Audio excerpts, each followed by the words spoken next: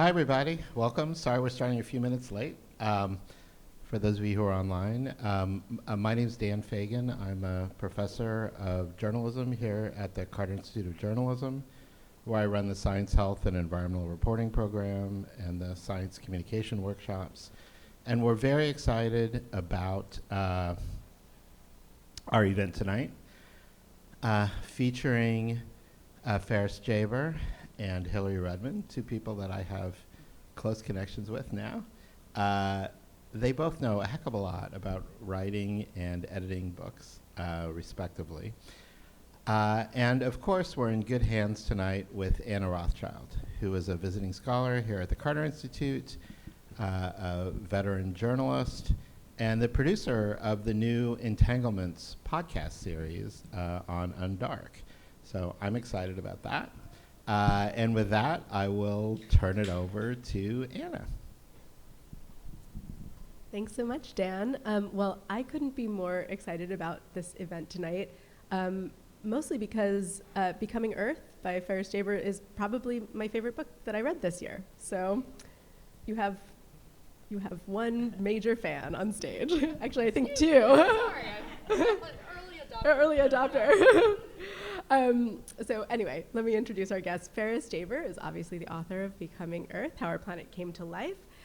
He is also a contributing writer for the New York Times Magazine. He's also written for The New Yorker, The Atlantic, Harper's, and many, many other places. Ferris, thank you for being here. Thank you so much.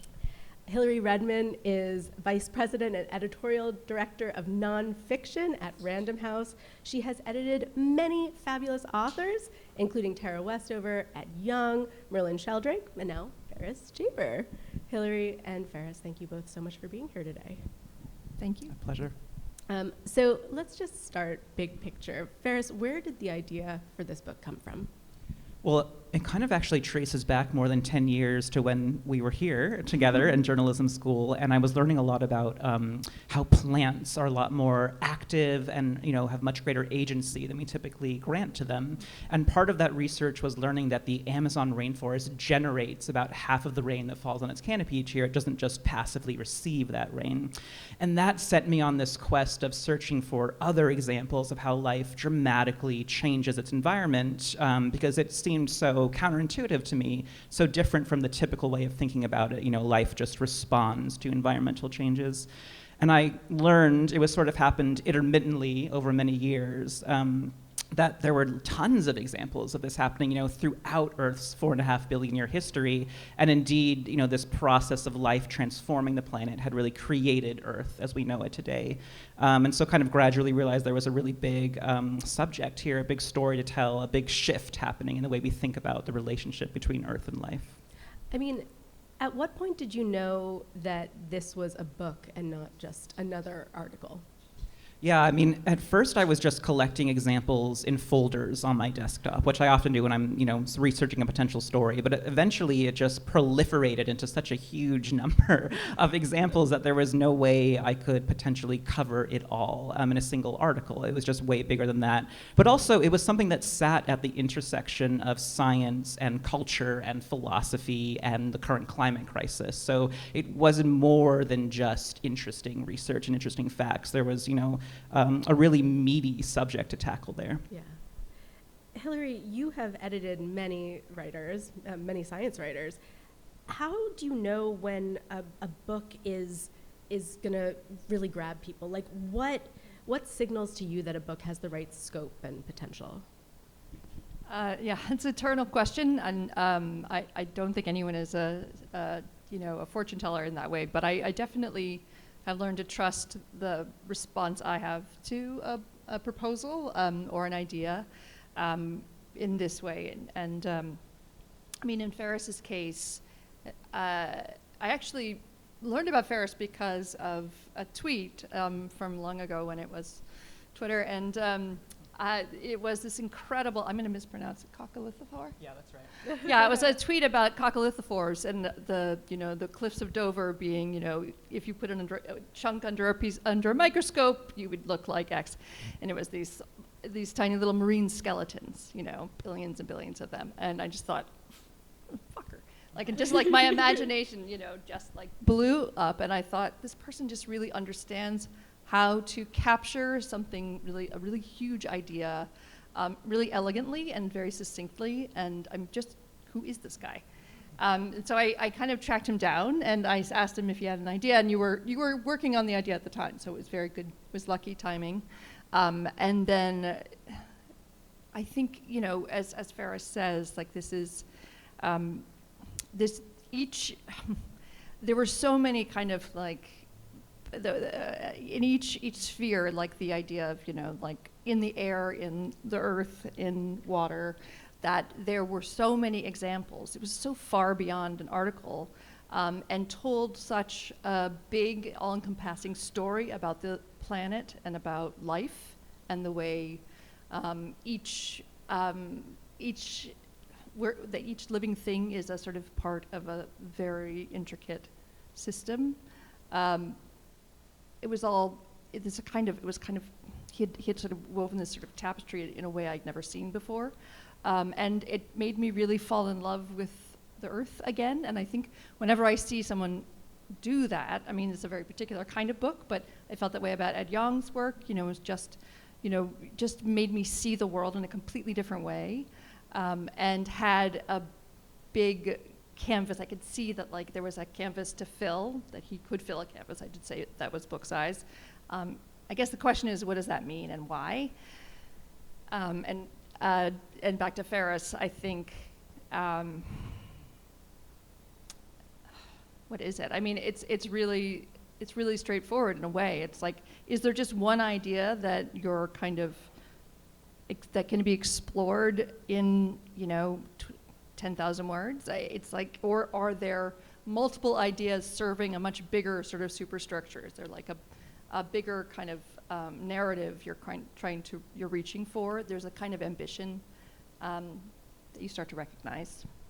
I want to ask about that though, because in some ways this idea, Ferris's book idea, is giant, right? Yeah. Like it's not, the risk I could see, and you could tell me if I'm wrong, the risk is not so much that it's like Not too enough. small, Yeah. it's that like, Ferris, you're talking about like the history of life on Earth, what the meaning of life is, the history of science, how scientific perspectives change. Like it is, you cover all of these very fundamental questions in biology, science, journalism.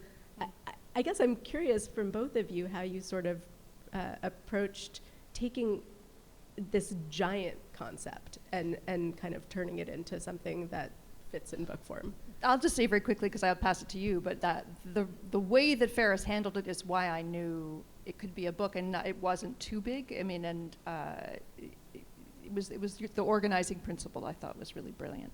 Oh, you mean that you saw in his proposal? It was in a proposal. I can take no credit for the structure.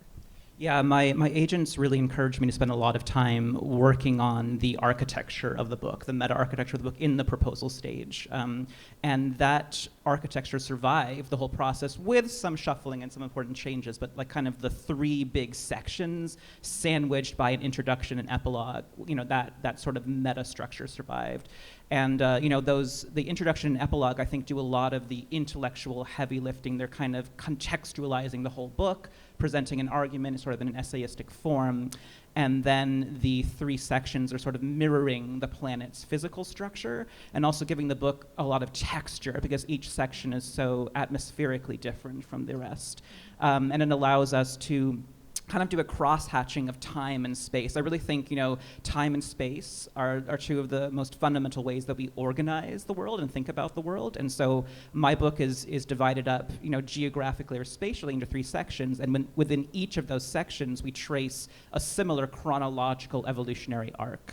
And that also helped me create a sense of rhythm and cycle and wave because the Earth system is defined by rhythms and cycles. And I didn't want a straightforward linear narrative or to regurgitate the history of life on Earth story that we've all heard a million times. So I wanted something more cyclical and different from that. I'm curious, at what point in the 10 years that it took to put this proposal together, did you know that you wanted that structure of looking at Earth, water, and air? I think that took quite a long time because it was in the beginning, it was literally just like a long list of examples. You know, it was like, oh, like cyanobacteria have oxygenated the atmosphere, and rainforests make their own rain, and whales move, you know, water through and nutrients through the water column. And I had to really sit down and think about how does one organize this immense volume of information. So that didn't happen until I was really serious about crafting a proposal, which was after several years of intermittent research and thinking about this. For those who might be students here and may not know so much about the book proposal process, I would love if you guys could talk a little bit about like what Ferris brought to you, Hillary, and then how you shaped it together. Sure. You know, as he's saying, I mean, there was that structure. That you had this kind of amazing, within each, there were 3 parts, as we've said. And I believe air was first, then water, then rock, which turned out to be rock. And this was in the proposal. And then in each section, in each sort of planetary sphere, there's microbial life, and then sort of like a kind of a larger fauna or flora enacting something on in its environment. And then the last would include a human being or a group of people who are sort of helping to repair, I think, ways in which we had put the planet out of whack, to say broadly. And that it was, at the time, it was pitched as, with the title A Symphony of Earth, which ended up being a metaphor that we felt was too broad. But I did think that, what I want to say to you is, like, I think the organization made a lot of sense. And it was all working toward a bigger idea, something that you wanted to say. So it wasn't just as simple as classification, and I think that was important. So we started that way. So we started, and I'll hand it to you. Yeah. Well, I mean, just as a quick crash course in sort of the 101 nuts and bolts of a proposal, I mean, you know, I think the most important part is what's called the overview essay sometimes. Yes, good point. Which is like, it's this long essay that kind of frames the whole book and sort of summarizes, you know, your whole plan for the book and showcases your writing style, and basically shares your vision for this book. And then that is followed by a very detailed outline for all the chapters in the book, and at least 1 and maybe sometimes 2 fully written chapters. So it's a lot of work to create a nonfiction book proposal. It's a very grueling process for a lot of writers. It can take a long time. Many nonfiction writers spend 6 months to a year working on just the proposal. I'll say just that's the perfect answer. That's the answer I should have given. That's exactly right. It was very well crafted, and that is exactly what you should have for a book like this. That's a kind of proposal that really gives you an editor a sense of what the book can be, because a nonfiction editor is buying something on proposal, meaning we don't know what the book is going to look like, and we have to trust your vision for it, and these are the best. This is the best format. It tends to be the best format to understand what's coming. The other thing I would say is Well, and then the other part is that there's also like a marketing section. There's a marketing section at the end as well. Yeah, that's important too. Like, who do you know? More importantly, where does this book sit in the sort of on the bookshelf in the library? In conversation with what other writers? Do you understand the marketplace? Do you understand what books your book will be sold alongside? And where you belong in the conversation? And Ferris was very well educated in that way. I think that the proposal, this is what I wanted to say, is that the proposal process is grueling, and it is absolutely worth it.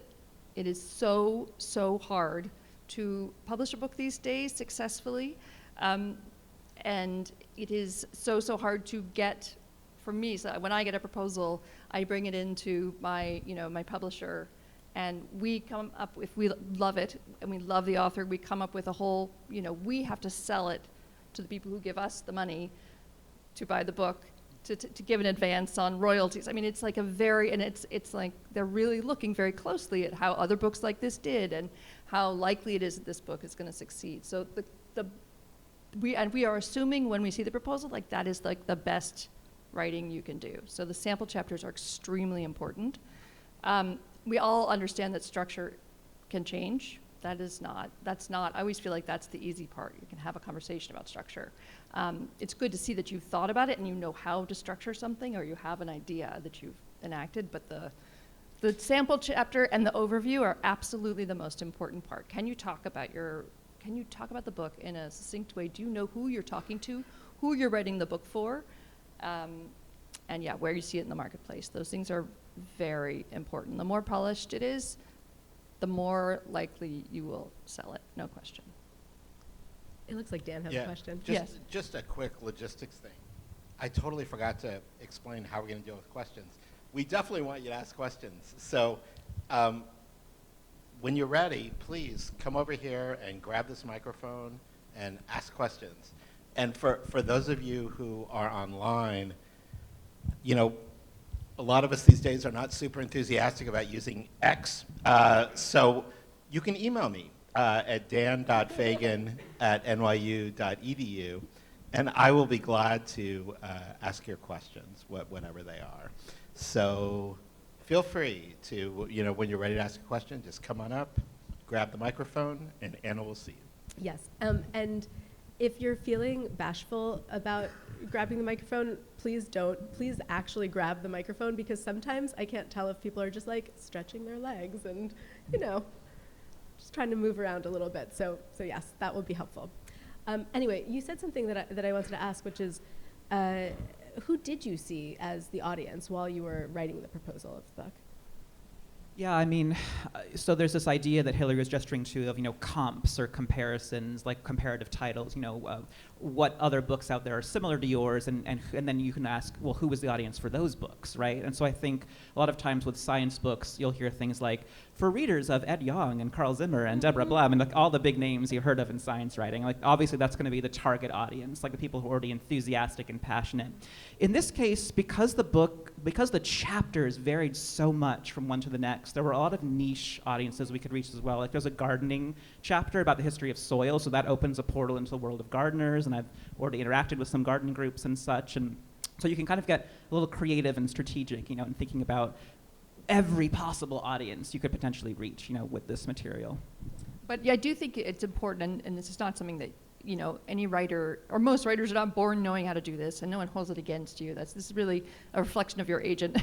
Has the agent helped you, you know, craft that aspect of the pitch? And so that's not like, again, like that's not going to make or break you. Like, but I do think that niches are good, but I think also you want to know, like, as you're writing the book, who are you talking to? I want to know as the editor, like, who do you think is going to pick it up, and who is it, like, I don't know, who's your reader? I think that's important, and I think it's nice to have that be informed by other books you've read. And I think, you know, you're absolutely right that, like, there are a lot of aspects of the book that, you know, they talk to different people, but I do think, you know, Ed Young's readers are your readers as well, and I think, you know, but I also think that's true of, I mean, they're sort of like very highly literary, like beautifully written science writing. I think that, you know, anyone who's curious about ecosystems, how we fit into the chain of life, you know, from a very sciencey person to it's a nice broad audience, but the science people are the core audience. Great. Hillary, you talked about what drew you to Ferris and his writing. Ferris, I'm curious what made you know that Hillary was going to be a good fit as an editor for you?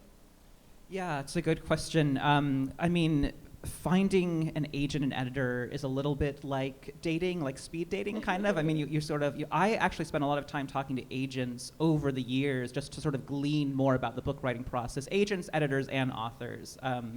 And, you know, as Hillary mentioned, we had sort of connected over email even before I had an official proposal, and we knew of each other. And so I made sure that my agent knew that Hillary was somebody we should definitely be submitting the proposal to. And I think the way it usually works is that, you know, if a particular editor, a particular publisher is interested in the proposal, they're gonna, you know, take it to their colleagues and really advocate for it and potentially come to you with an offer. And that's when you're gonna have a conversation, you know, with these various editors at different publishers.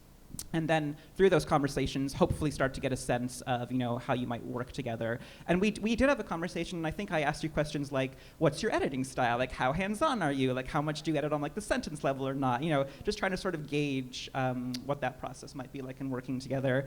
Also, Hillary has edited some major superstars and has a very long history in this field, so that obviously informed it as well. That makes sense. Hillary, I know you said that the basic structure of the book was already intact in the proposal. What are some of the big things that did change from proposal to now? Sure. The big change was, honestly, it was we decided to move rock to the beginning instead of air, and it was actually it's kind of a cheap answer. Rock was immediately more active. It felt more concrete. There were more, there were sort of more happening and more characters right in the beginning. I thought it was richer territory to begin the book with, and there were a bunch of things. There was the second part of that section is just I think the whole thing is beautifully written and really lively, but I think the second part of that section is just it's just a swashbuckling, hilarious chapter. And I hated to leave that to the end. So it was super cheap on my end, very, very salesy. And then Ferris came in with a beautiful, elegant reason and moved it in a very elegant way. It's all the way through this, Ferris is so rigorous, but always gave me such a thoughtful, we always had a very thoughtful conversation, and he really stuck to his guns when he felt he needed to. You felt you needed to, and but was always super game, and it was a very happy collaboration on my end. Yeah, and actually that's something I want to touch upon as well. So for me, editing is sort of synonymous with negotiation. You're gonna have, sometimes you hear stories of a book editor who basically says check, check, check, let's move this to the printer, And while that may be easy for the writer, you definitely do not want that, because that's not editing. You want an editor who's gonna really engage with the work very seriously, and that will inevitably involve some differences of opinion, and then you kind of go back and forth and reach a compromise. And so in this case, I think I did initially resist, because I was I structured the book a particular way, there's a certain, series of concepts that unfold a certain way, but when Hillary politely persists, that's when I really pay attention, because I know that really matters to her, and she's done this so many more times than I have. So I was okay, I'll try it. At least I'll try it and see if it's possible. Fortunately, because this structure is fairly modular, it wasn't, a catastrophe to have to shift things like that. I just had to, unsew a few things here and there and weave things back together, and it was totally fine. And I think Hillary was absolutely right that, the strongest narrative material was in that section, and it worked really well to lead with that. So, no, it's hard to. It's always hard when you're working with someone who's an expert in an area, and I'm coming in with a kind of a storytelling instinct and a mercantile instinct. I'm trying to think about the reader and trying to think about what's most likely to get this picked up and read and cared about, and but I do really respect the people I work with, and I trust them to know, obviously I'm involved with it on a kind of thematic, and I'm involved with the material. I know what's happening and what things mean, but I do know that the writer is always, in this case, knows the tissue of it better than I do and understands what's more accurate, what's truer, and that is a negotiation. But I do think trust your editor. To say that, but thank you for that. It's not.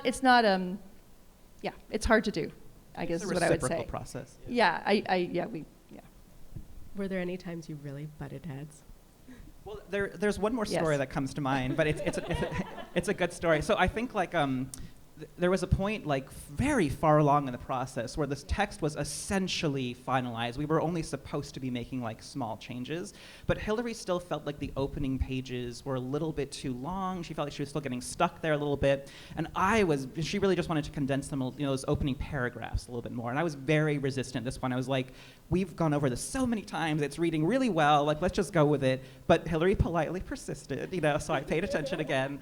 And we went back and forth, and we compromised on a trimmed-down version. And then the day that I received the first physical bound galley of the book, the very first day that I was actually able to hold the book in my hand as a physical book of the right size, I immediately saw that she was correct because I'd only been working with PDFs and Word docs before. And reading it on a physical page was a completely different experience, and I could just see that it would have been too long had we stuck with the original. So I sent Hillary an email, and the subject line was just, "You were right." No, I mean, that's really kind. I feel like it's horrible. It is an iterative process, and inevitably the best edits come at the end. We know more. Everyone knows more. And I do think seeing on the page makes a huge difference for me as well. And seeing it in book form and like something about the reality of it and the reader, everything, it changes the way you read something. So it's terrible to have a late edit. So that's on me. But Ferris was I did think we came to a happy combination. I'm curious you've been edited by many people in your career, but never for a book before. And I'm curious if this is like your baby in a way that, every article is obviously very important to you, of course, but maybe not.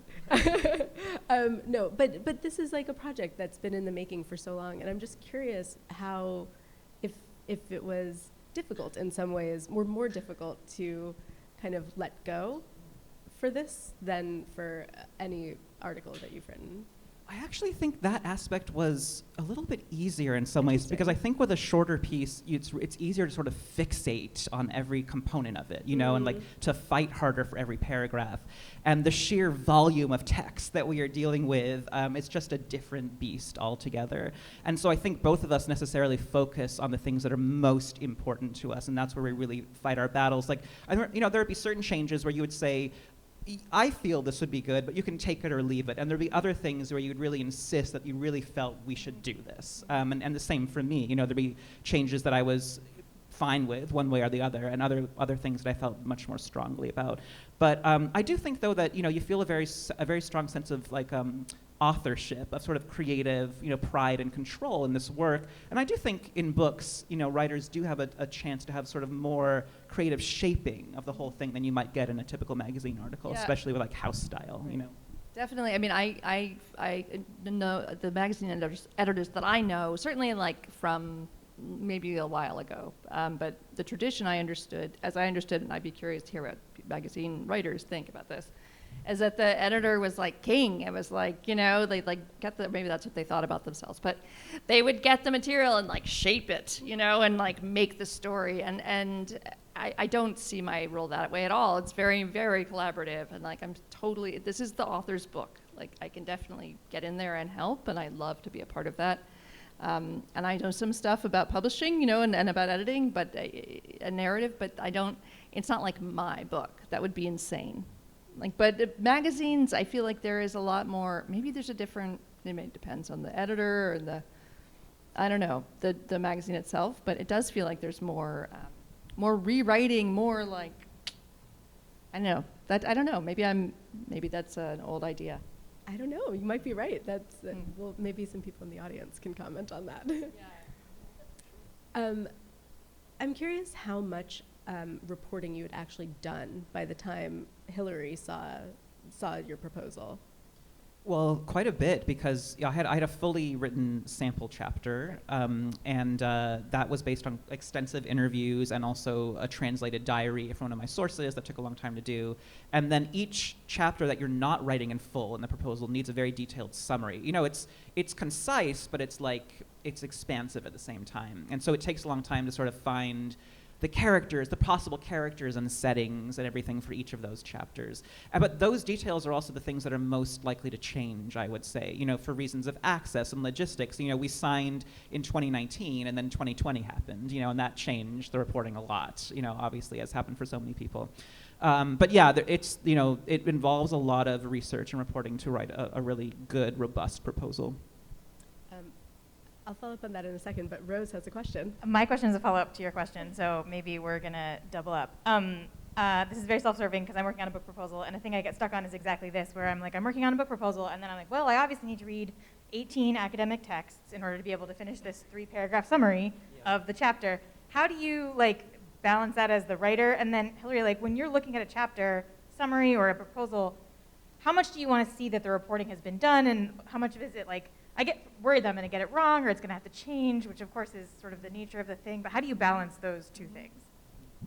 I literally set aside like a few months to work exclusively on the proposals so that I was not sort of competing with other freelancing work. So I kind of just made that decision. And the whole process was more like 6 to 8 months, going back and forth with my agent. But I needed that initial period to kind of craft the essence of, the base of the proposal and kind of go from there.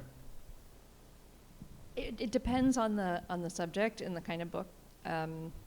You definitely want to be able to see someone's ability to synthesize a whole bunch of research and reporting if it's that kind of book.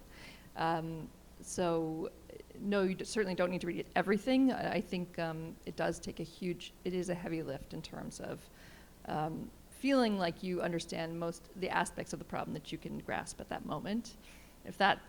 I'd be glad to answer that in more detail afterward. I just would love to hear the specifics, because I think that's, on the one hand, you don't want someone to get trapped there, because I think it is a living kind of document, but I feel like you have to kind of nail what it is, and that might take a lot of research. I guess that's the best I can say in the abstract.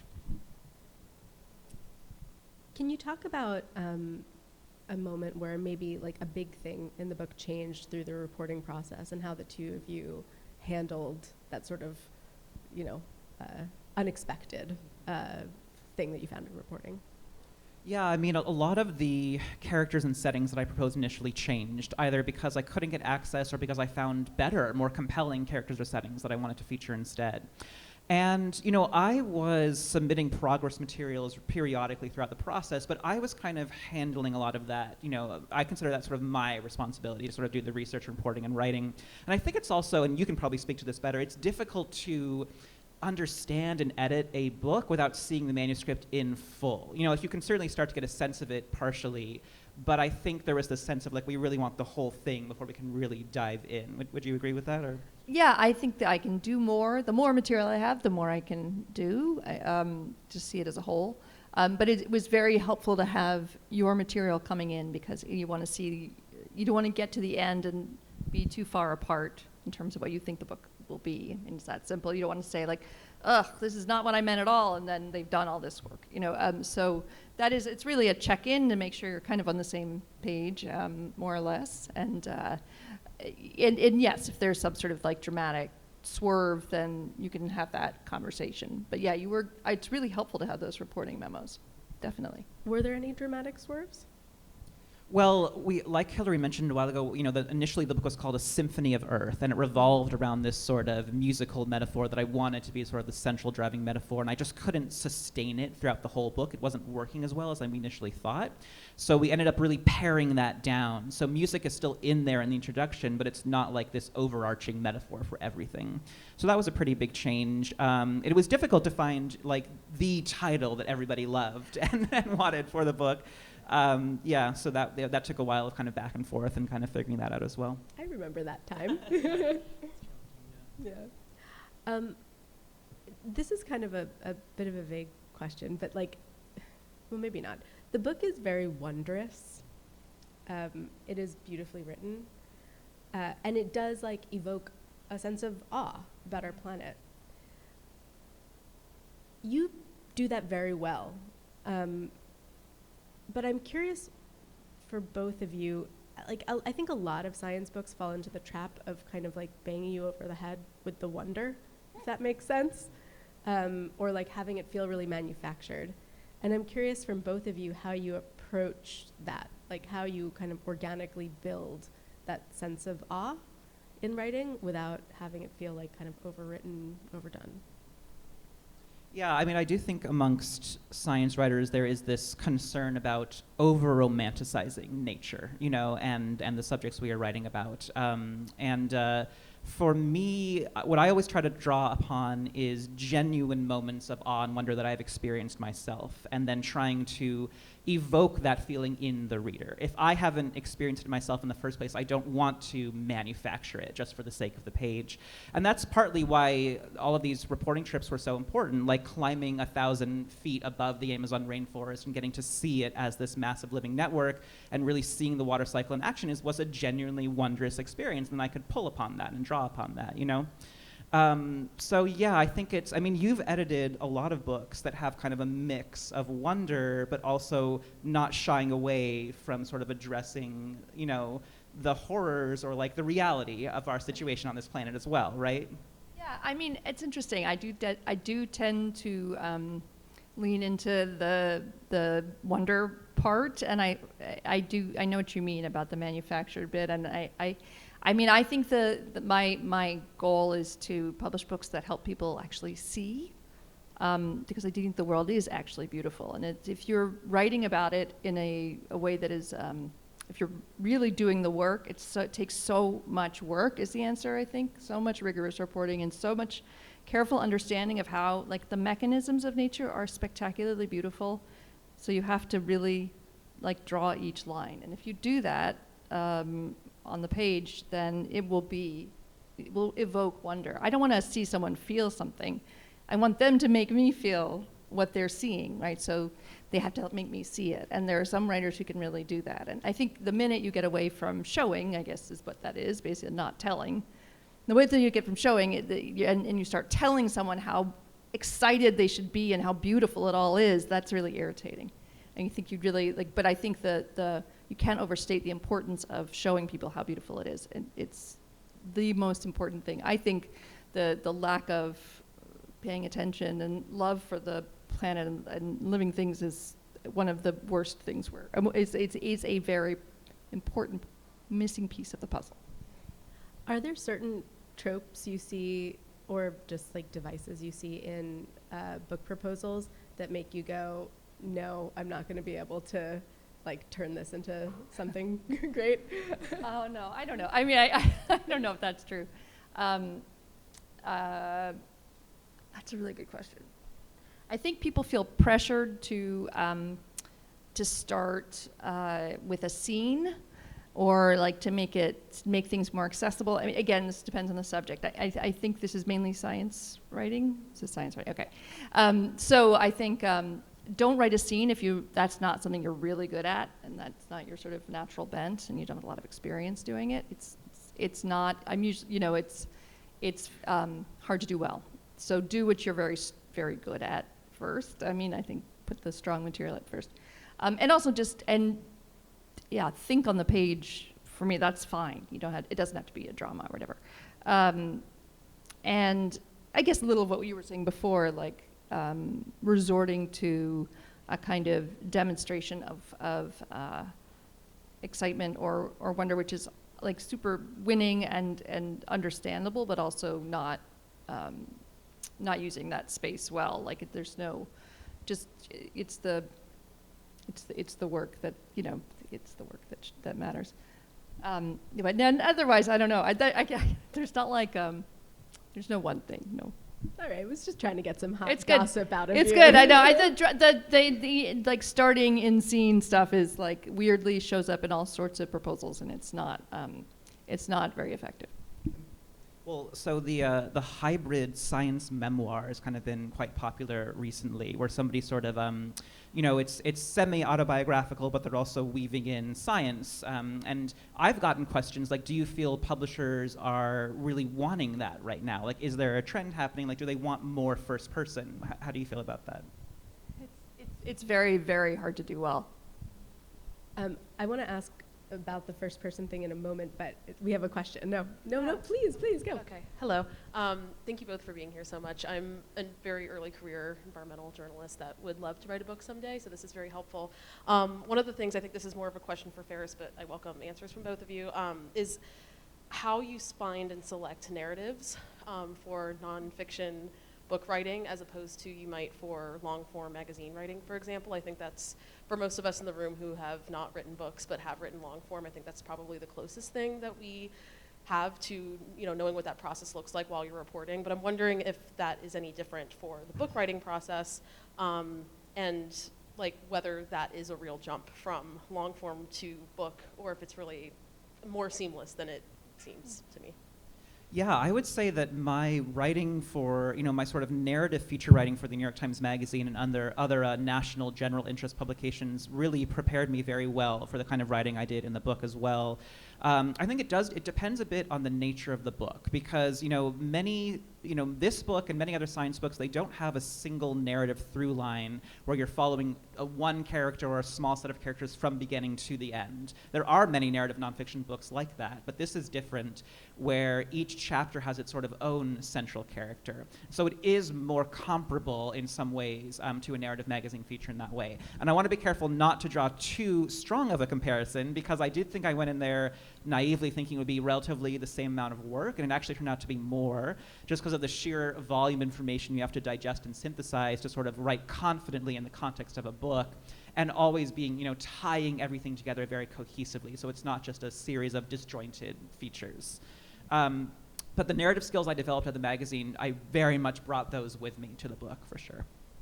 Can you talk a little bit more about how you tied those narratives together? I think that is a common problem in a lot of nonfiction, that can just feel like a series of essays that don't really connect in a real way. Yeah, I mean, so my book is helped out by being sandwiched by that sort of conceptual introduction and epilogue. So that really sets up a lot of the big picture arguments.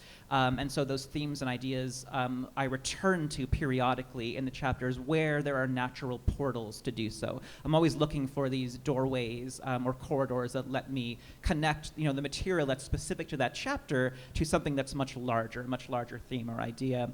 And Hillary would talk about pulling threads between chapters, which I found really helpful. And sometimes it can be very subtle. Like, even within a few sentences, if you reference something from earlier in the book, you can make a very strong connection in the reader's mind, and you can make the whole thing feel much more cohesive. Yeah, I'm curious. Like, is there sort of a distance between, like, just page-wise? For a callback, like, is there a time when it's too long to make a callback like that, or how do you think about it? I don't think so. I mean, it depends on what's come between and how far apart it is, and you do need to do some reminding. But what's wonderful about the mind is, like, if you've heard that's somewhere in your brain, and if it comes up again, what you get not only is like a reminder of that moment, but you get a reminder of that moment plus everything that's come in between, and it has a lot more resonance. It's a really important device, and it's very, very simple. But what's important is to make the right kind of reference and to acknowledge that the person has heard it before. Even if you're going to give them a sense of where, they can go back and look. I mean, in certain books, mostly you don't, but right. Yeah. I think we have a question. Yeah. Yeah, this is a question, I guess, primarily for Hillary. You've been doing this for a while, and you alluded earlier to some of the the trends that happen in science book publishing. Yeah. A first-person book does well, or a topical book does well. Have you noticed? How has the publishing world changed? Have you noticed, like, differences in sort of what sells or what works in the marketplace between those different styles? Big idea, more topical, more first person. Do you see anything changing, or is it really just you just go by gut of what feels good? No, that's really interesting. It's definitely changed a lot. I was just talking with Anna before about how publishing has changed, how the readership has changed.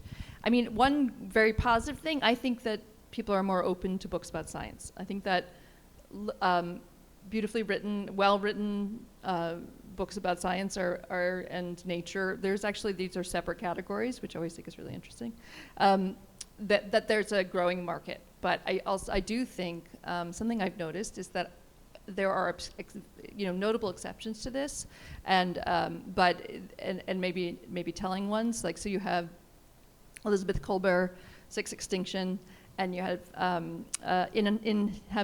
Uninhabitable Earth, David Wallace Wells, and then that are just basically like, hey, wake up, everybody, but really well done, really well written very successful books that do sort of whatever you may think about them in themselves did I think change a conversation and got people's attention. That what I found since then is it's very hard to get people feel convinced that the world is burning. I don't think there's anybody doubts that. And one of the reasons that I like books about wonder is that people are, I think people will read an article about why the world is burning, and they'll read an article about what's wrong, but I think it's really hard. It's much harder now to get people to pay $30 to take a bet on a thing that costs $30 if it promises you like punishment and real like.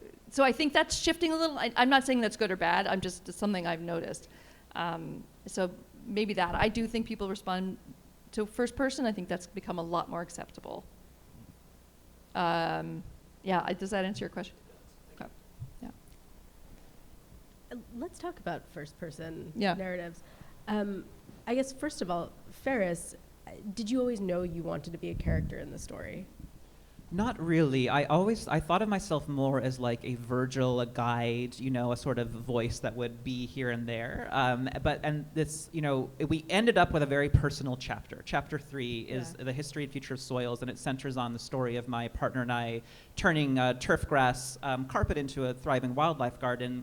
And it was the last chapter I wrote. It wasn't originally in the proposal. It was a bit of a gamble. Really? I would have thought that was the first chapter you wrote. No. I originally wanted to go somewhere like Africa or somewhere where soil degradation and also ways of resolving it are very prominent, and it just didn't pan out for logistical reasons. My thinking was that it would be nice to have a much more personal, relatable chapter that contrasted with these chapters about far-flung adventures, scientists doing things in exotic places. But I didn't want it to stand out too much and sort of be like a sharp contrast. And I think that was our kind of back and forth discussion about it. It was like, is this going to stick out too much, or is it going to be a nice break? How did you feel about it when you first read it? I loved it. I think what it did was provide.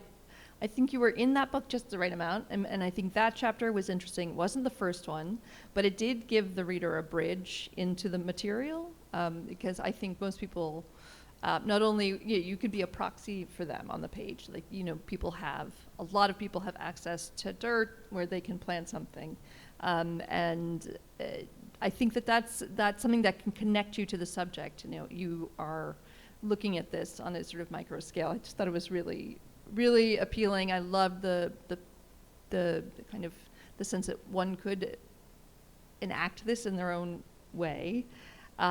It made it actionable, the book, weirdly, and also, I thought it was beautifully written, so really charming, yeah. It's a gorgeous chapter. I mean, truly, I thought it was the first one just because it really establishes you as that guide. It makes you a real character in the piece, and it's very personal. So I'm sort of shocked, actually. I know. Should we put it in the first for the paperback? What do you think? I think at one point we talked about shuffling Doing in it chapters first, within some of the sections, and we considered a lot of things. I'm not I know gonna we have change a it. question. I just want to stay on this topic for 1 second, though. I'm curious from you, Hillary, how you approach editing personal narrative. That seems like it could be quite challenging. Yeah, interesting. Why challenging? Oh, egos. Yeah, well, I mean, I think the ego is there no matter what. I honestly, it's just like a constant. But it's really delicate. It can be very delicate. And I don't know that I always do it right. And I think that I think it's such a brave thing to put your work in front of someone else and allow them to speak about it, frankly. And that's like a lifetime thing, that I work on, is how to speak to people honestly and also with sensitivity and respect, but also the part of the respect is and every person needs something different. Some people are stop managing me, just tell me, and some people are immediately they can shut down. It is very delicate. Yeah, so it sort of just depends on the person. It really depends on the person, but it's hard to get to know that person. Right. Hi, thank you for being here. I actually wrote 2 books more than 15 years ago. They were my first 2 babies, and I'm just wondering, from a time perspective, I've thought about a 3rd book, now. But what do you think has changed most in the industry as far as the publishing process? And what do you think is most compelling? Like, is it the author's expertise? Is it the amount, their platform, social media, how many followers an author has? Is it the topic? I'm just wondering where we're at now compared to where things were. And this is prescriptive nonfiction. Prescriptive, okay, that's interesting. I think prescriptive, I think expertise is really, I think you sort of need 2 out of 3 things. Like you need expertise, a platform, you need an amazing voice on the page. And if you have 2 out of 3, like you're kind of in business, I think, very broadly speaking. And I think what's changed the most is the number of bookstores and the number of reviews have diminished.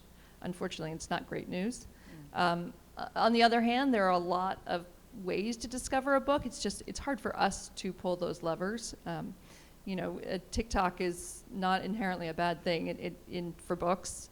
It is interesting because it seems to privilege certain types of books, tends to be fiction.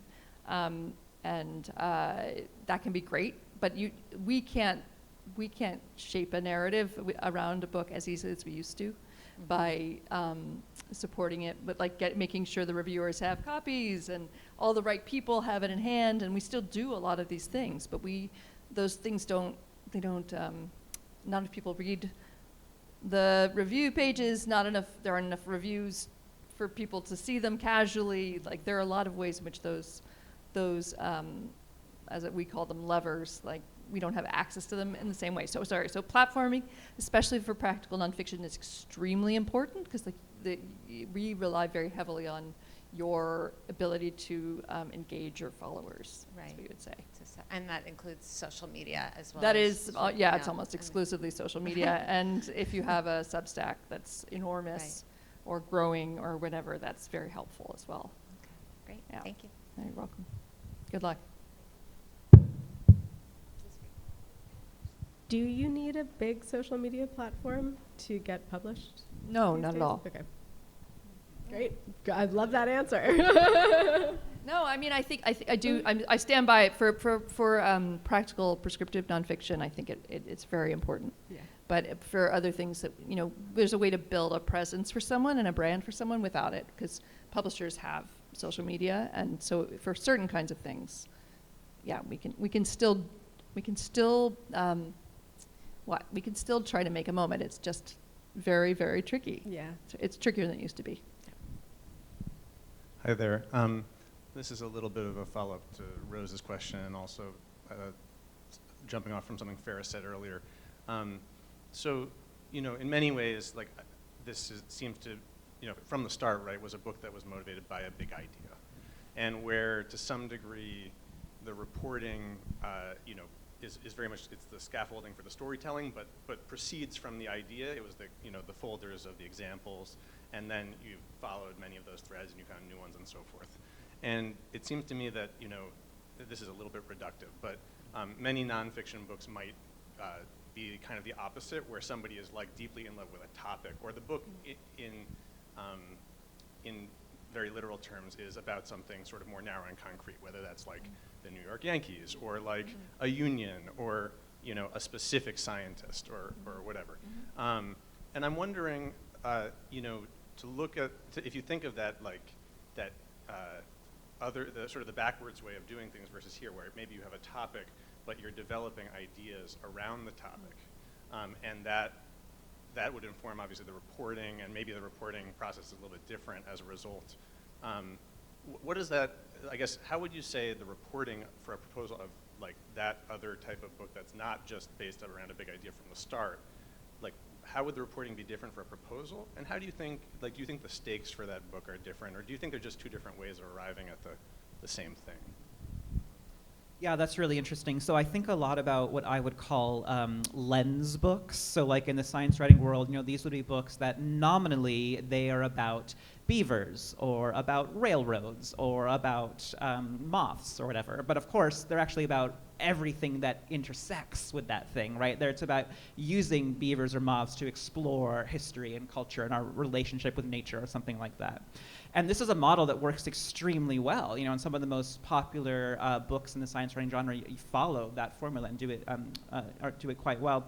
And I think there's something very powerful about being able to say to somebody, like at a party or in conversation, like, what's your book about? It's about moths. And then you kind of just go from there, right? And like immediately they have, something concrete and specific they understand. And then you show them how it's about so much more than that as well. And my book is different in that it's sort of like, it's about everything. Like, it's about the planet, And like, I have to like do so much work to like explain that it's about, a shift in our understanding about the planet, and there are all these amazing concrete examples that support this like larger argument, these larger themes and ideas. But what I will say is that even starting with the big idea, like when I go back to my proposal, my thinking changed so much over the course of writing the book. There are things I said in the proposal that I would never write today, simply because I just didn't know enough back then. I just did so much more research and reporting, and the science changed to some extent. My understanding changed. And so I think that regardless of where you begin, there should be an evolution in the concept and the thinking, and that is sort of a signal that you're doing the work well, if you know what I mean. Like, that if you're sort of staying with exactly the same concept of thinking the whole way through, maybe you're not digging deep enough, But and then you ask, so how would the reporting be different for those two different styles?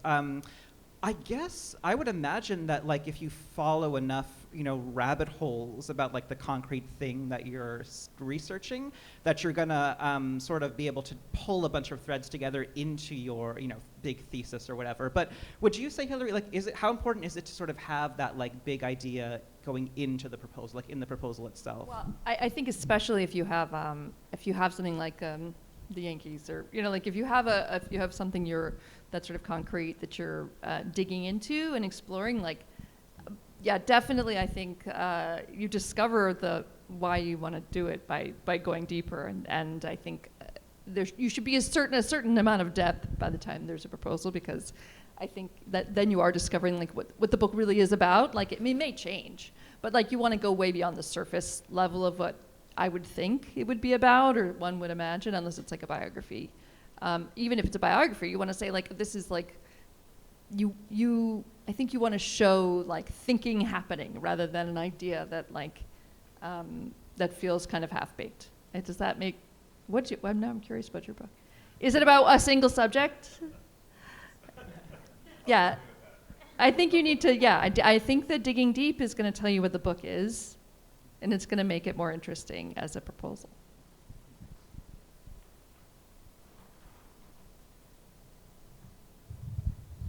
Yeah, I actually wanted to follow up on that. Because I am just very often hearing from people who I know, like former students and current students, but also people I don't know, saying, I have a book idea, is this a book idea? And often, people sort of instinctively get the narrative nonfiction thing, go on an adventure, do this, do that, explore all aspects. But I'm always wondering, whether that's really enough. And you guys have somewhat addressed this already, but maybe address it in more detail. Because I remember once having a conversation with Betsy Colbert when she was getting going on the sixth extinction. She was describing the book to me, and she was like, it's kind of like a series of New Yorker pieces. And, I think she's so incredible that I know she could pull that off.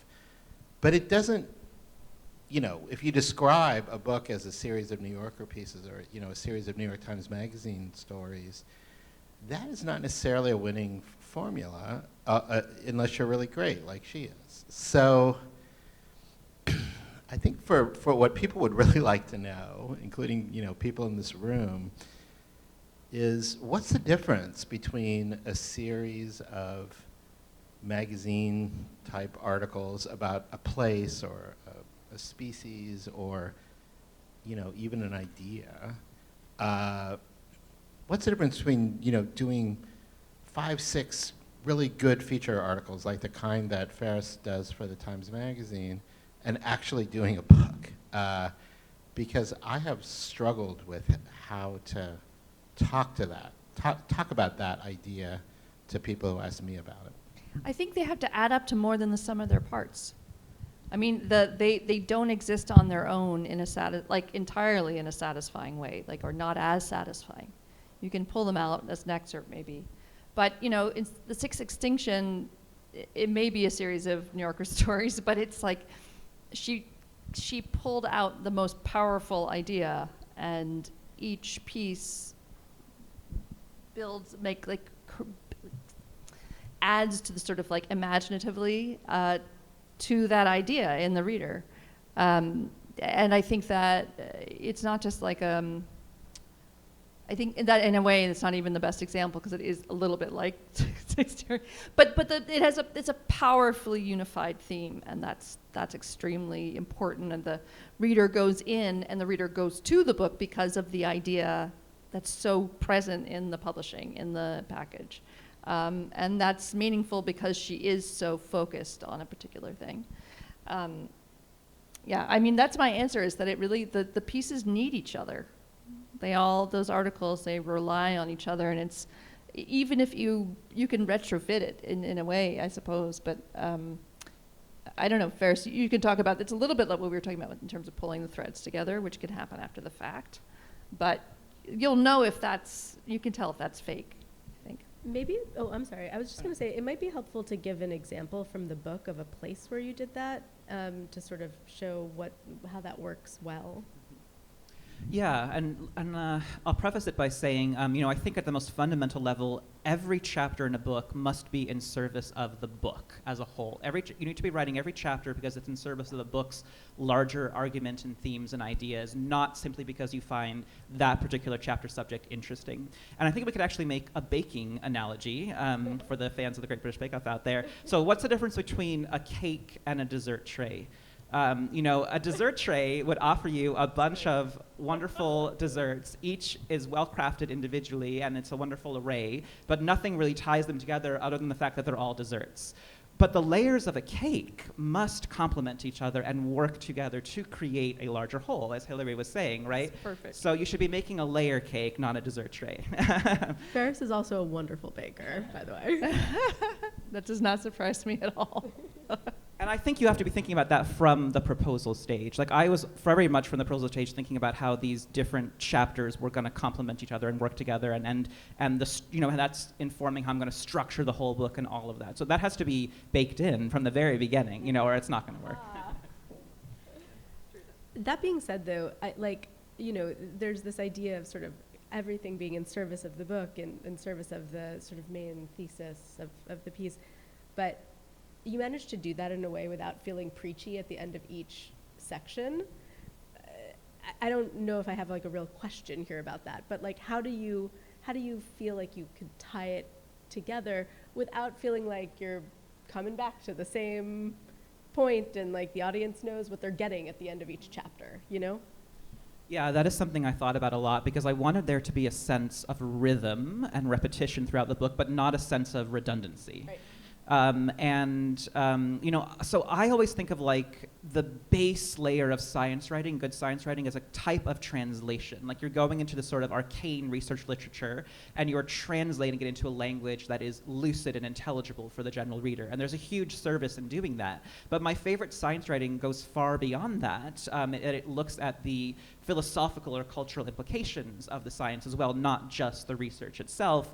It brings in literature and mythology and history and weaves all of these things together. And often the closing part of an article or chapter feels like a natural place to do some of this. It shouldn't exclusively be there, but you're kind of wanting to move beyond the exposition at that point and kind of take that chapter or article somewhere deeper, somewhere greater. And again, I think it's about looking for those natural portals or doorways that exist within the material so that it doesn't feel forced. And so now I'm trying to think, okay, so originally with my very original structure, the air section was first, which meant that the Amazon's a hugely important part of my inspiration for the book and the introduction. And then we immediately got another like deep dive into the Amazon and sort of. That's right. That's why I wanted you to move in the first place. That was one of the actually. reasons, yeah. And I mean, like, microbes in the atmosphere changing the weather, and I visit the Amazon and all this stuff, and it felt like a bit too much of that all sort of shunted together at the beginning. So we ended up shifting that around, and then that Amazon chapter where I visit the Amazon and climb this massive research tower and sort of see the Amazon as this living network, it became a very important inflection point in the book where I could revisit much more naturally, organically, many of the things we talked about earlier and sort of reinforce them in a way that felt very natural because I was there, doing it as part of this field reporting, and it didn't feel contrived and it didn't feel too repetitive. So I think that was actually one of the most successful examples of doing that. Hillary, I would love for you to talk also about that kind of tension between repetition and redundancy in nonfiction books. How do you think about that as an editor?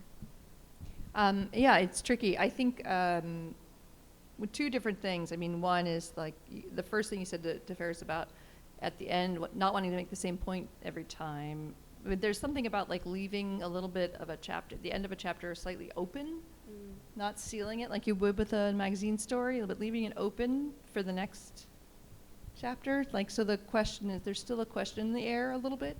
And I think the other answer is you really don't want to repeat yourself. So, I mean, and that's what like so much of my job is like, you're maybe referring back to something, but you're only referring back to it to build on it.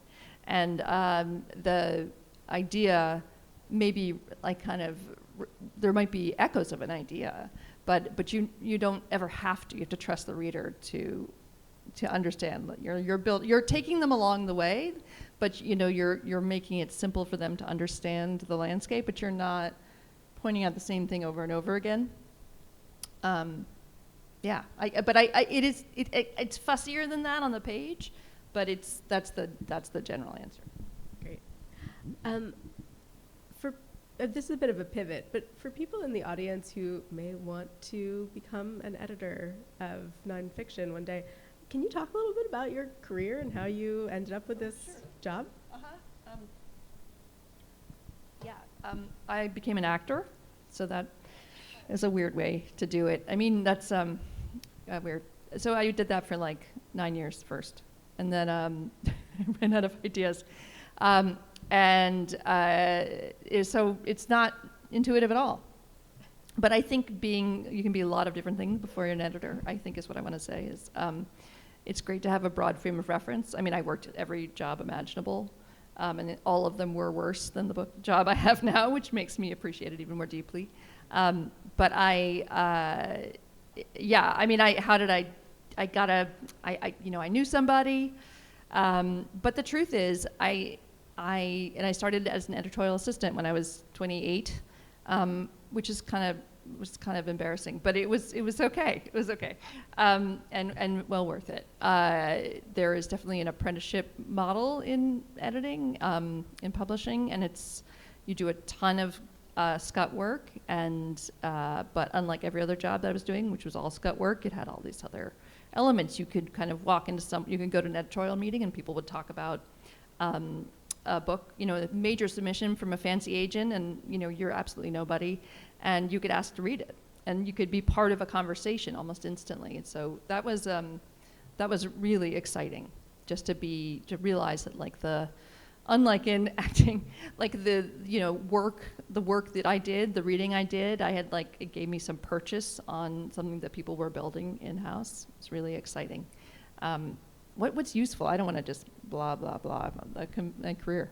I guess, once you decided that you wanted to go into editing, yeah. How did you sort of, what was your, was your sort of path there? Yeah. Why editing? Yeah, why editing?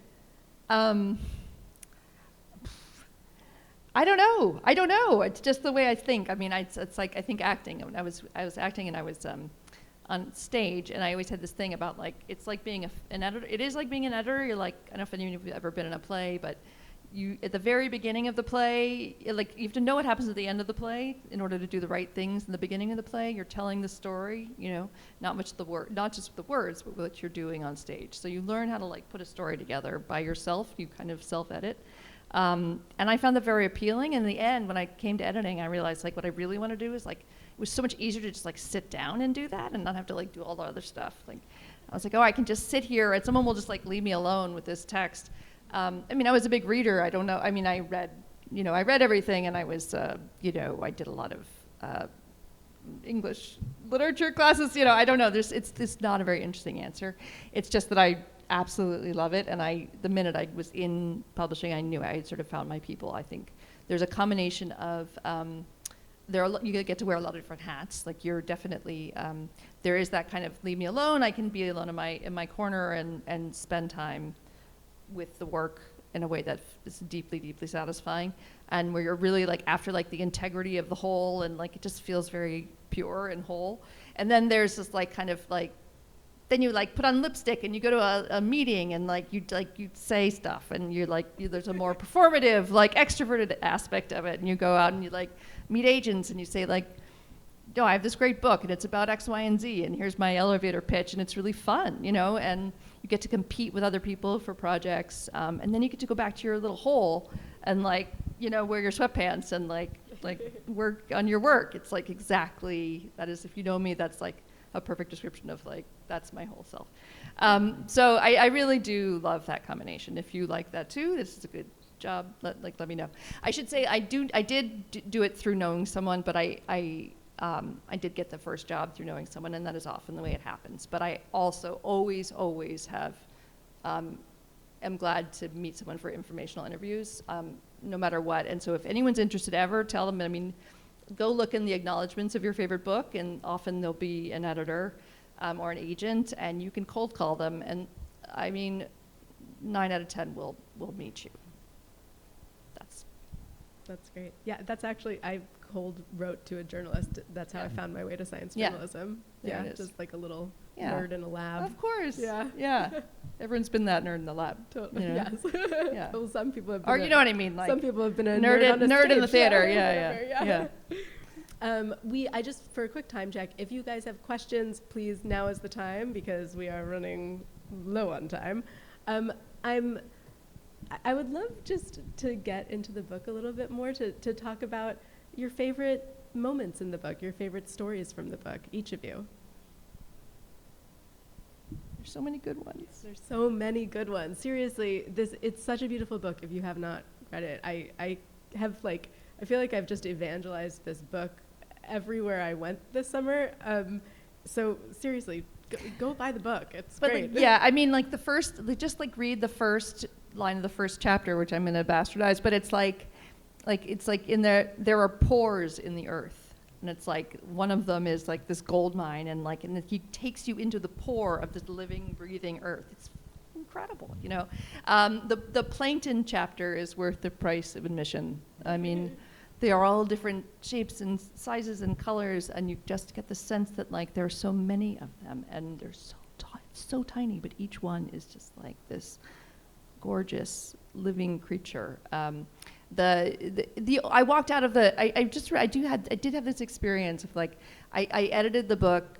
I was maybe my third read, but I really did I walked out into my garden, and I had this feeling of being connected to all living things.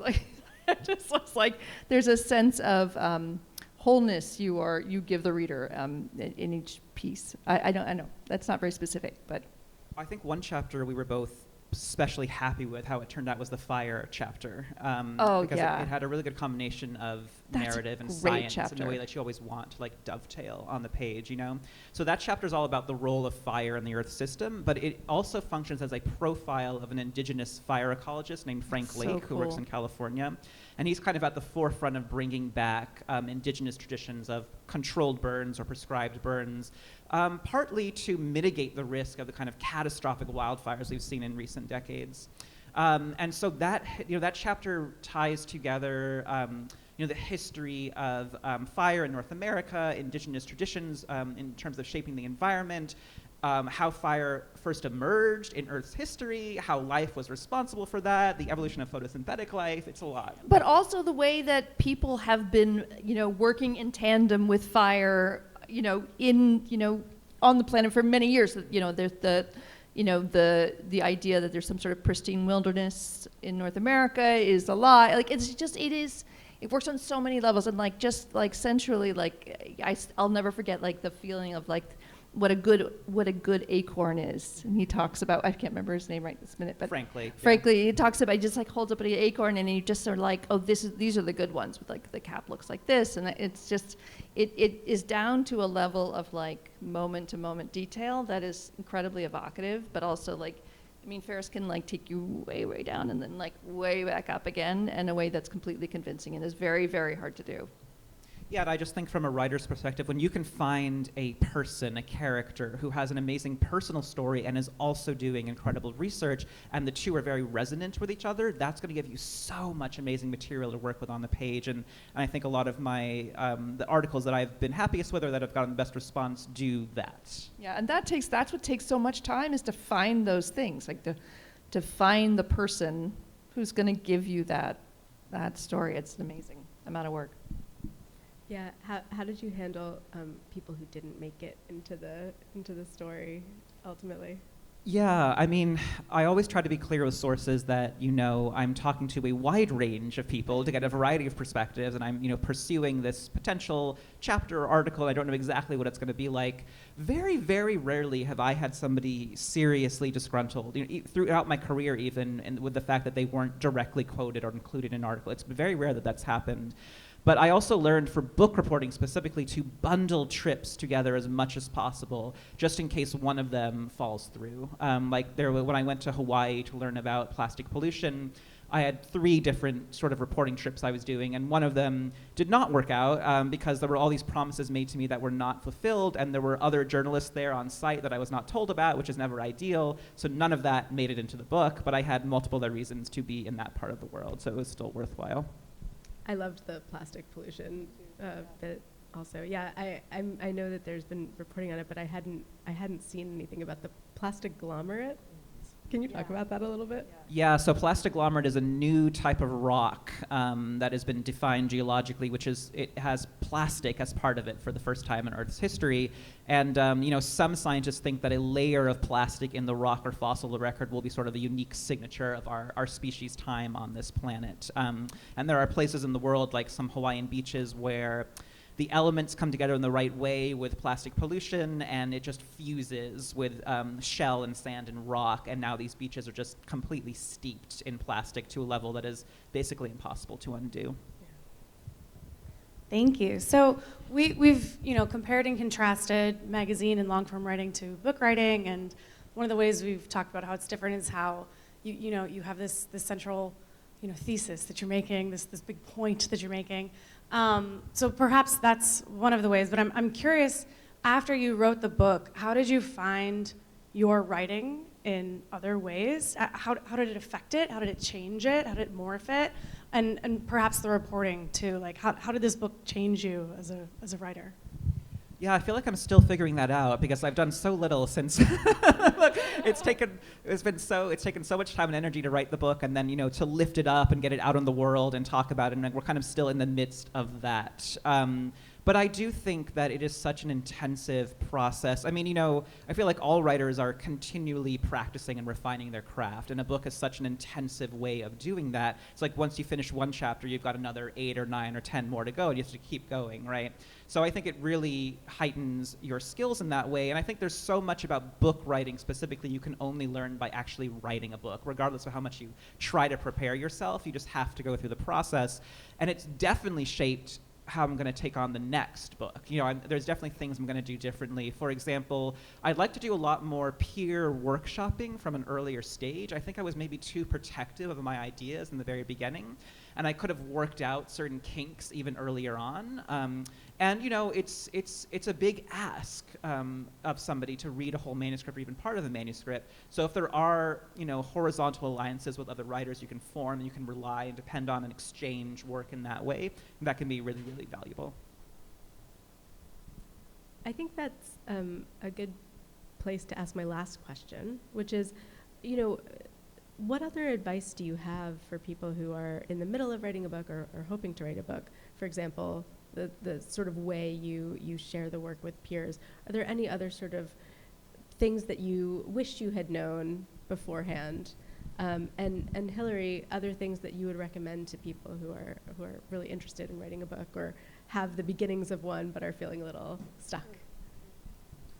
Yeah, I mean, one word I always come back to is timing, because it is just so important in every possible sense. You know, so first of all, I think it's, from a pragmatic standpoint, really important to understand, you know, have a good sense of how long is this project going to take you? How much money are you going to need every year to do this? Is the advance you're getting going to make that feasible? You have to know these things going into it. And then as you're going through the process, you have to think as far ahead as possible the whole way. And, you know, be thinking about every component of the book. Like, do you want images and illustrations?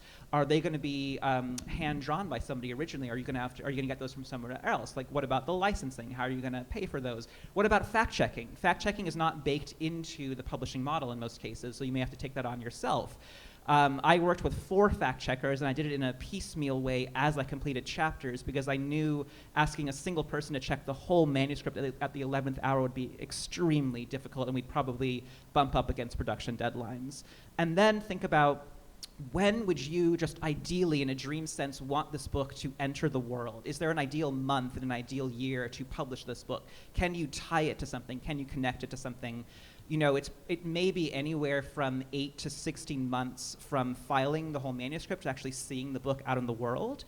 So think about that in advance, and what you're going to be doing with that time, and like, when is this book actually going to make its debut, and what's the state of the world at that time, and how will you factor that into publishing the book? Ferris, I have to say that I think as a first-time author, you gave a lot more thought into those things than I think most people who are first-time authors do, which is great. Very well prepared and very organized, which is such a blessing to the publisher. Yeah, I mean, I would say a couple things. Like, when the first thing I would say is, the agent process is really important. Find someone who really believes in what you do and you feel comfortable with and safe with.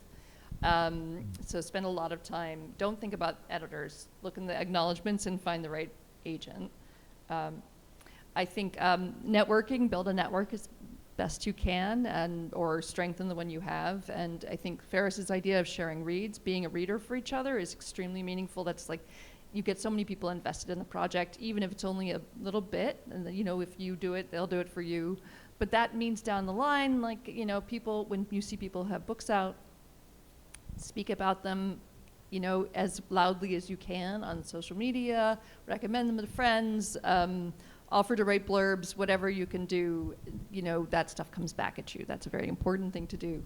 And share resources. There's, you know, All Boats Rise is really the best way. Networking is one of the major, with the dearth of reviews, I should say, networking becomes extremely important. And that's usually expressed through social media. But even at a small level, it matters, because it's a very lonely thing to do, writing a book. What else would I say? I'm trying to think of anything else. I don't know. God, there's so many things. Anything in terms of like publicity or promotion? Ferris, what do I say? Why do you know everything? No, I mean, there's too much to cover. Basically, know that it's extremely hard. That it's hard to sell a lot of copies. That you should go into it knowing what your sort of definition of success is. And be really clear about, you know, whether you'll be happy with, you know, if not a huge amount of sales, but the product being what it is, or, you know, just, there are lots of ways to be successful, but it's like it's very hard to sell a lot of copies, and that's just a hard thing to go in with. And do your research. I think, you know, read as much as possible in your area in terms of marketing. As I was saying before, I think it helps to know where your book belongs on the shelf, who your reader is. Try to always think of the reader as you're writing it. Try to talk to somebody. Imagine, like, read it out loud. Read out loud. Read everything out loud. Maybe that's my biggest advice. Because it is very hard, I think, when you get that into the weeds, to remember that that's probably the mode no matter how technical it is. You want it to be clear. And that's a real shortcut to doing that. Talk about your book all the time to everybody. I try to talk about it in as succinctly as possible.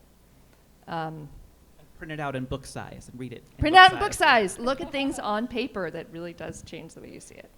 Yeah, I'll stop there. Perfect. Well, Hillary and Ferris, thank you so much for being here. This was a delight. Thank you. Thanks so much, guys.